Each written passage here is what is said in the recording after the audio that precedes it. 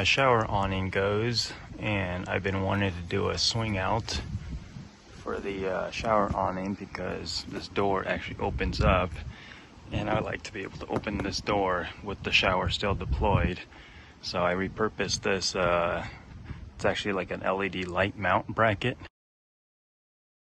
All right, got the shower awning mounted up, and as you can see, it swings away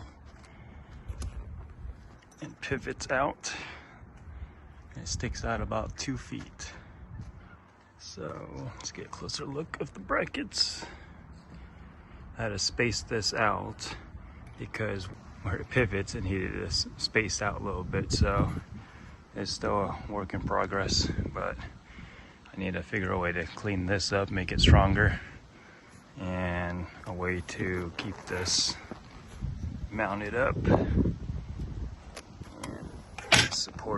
supported and pinned when it's not in use.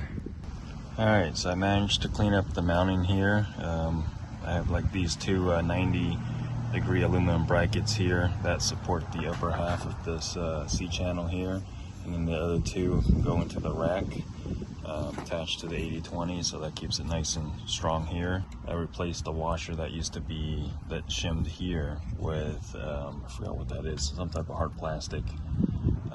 And then over here, same thing, got a L bracket here, and then I did 2 L brackets here to cup the awning, and it's pinned with one of these, call them a push release pin.